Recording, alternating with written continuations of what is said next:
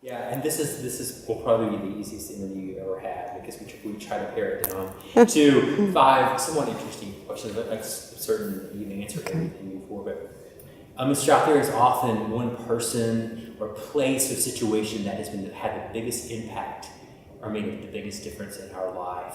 What would that person or situation be for you? Well, the biggest impact on my life. Your career. My career, my whole life. I would have to say it would be my mother. It's just what comes right to my mind, because she's the reason that I'm a writer, I think. She encouraged me from a very young age. I think she wanted to be a writer herself. And so she just sort of encouraged me to be a writer, and she saw me as a writer, which is very helpful, because when you're a writer, you don't really want to tell anybody. I mean, at least in the North. We don't really, it's sort of awkward when you're young and you say you want to be a writer, and people are like, okay, that's very nice. Now what are you really going to do? And she just saw me as a writer, so I think that would be probably the most important piece.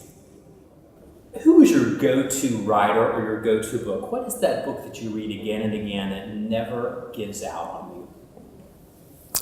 Well, I have a number of them, but I think the stories of William Trevor I go to all the time. I just love those stories, and he wrote so many of them. It's fabulous. So you can start at the beginning and go all through the end and start at the beginning again, because they're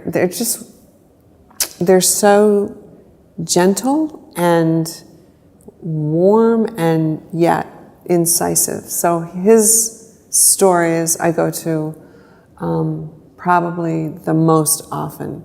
And then Alice Munro's work, I'm always going back to her work, because she has such authority on the page.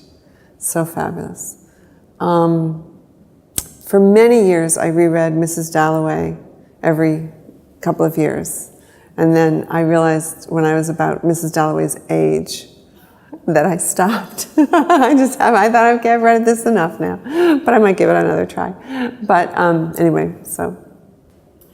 You're probably very aware that every few months a new sensational article or study comes out that says students in the United States, or the citizens of our country, just simply don't read anymore. How do you respond to that? Well,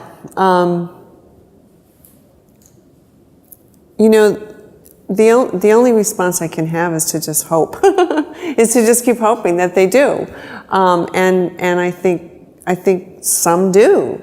So those are the people that I hope are continuing to read, and their excitement about reading will get maybe their friends to read. That's all I can do is hope. That's my response to that kind of situation. Do you prefer Facebook or Twitter?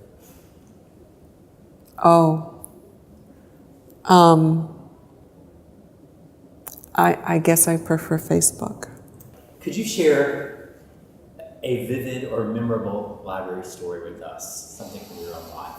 Well, I've always loved libraries, and I would spend hours as a child in the University of New Hampshire library, because that's where we lived, and I would just roam around with complete freedom and pull books from the shelves. And what I noticed at a young age is that there were certain books where it's almost like the text rose up. It's almost like the print would rise up and grab me, and so I would just read the book.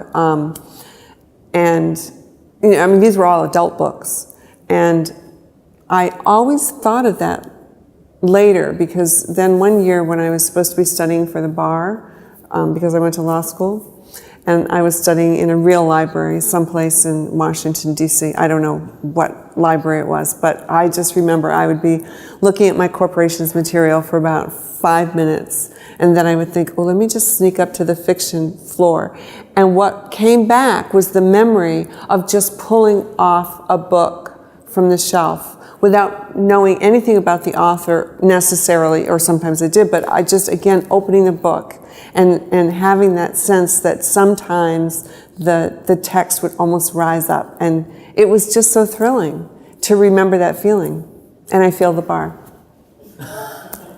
I did pass it eventually, but I did fail it that time. I was wandering through the stacks of the library, pulling books down indiscriminately. I think it worked out well for you. Yeah, I think it was probably okay. Thank you. You're welcome. Thank you so much.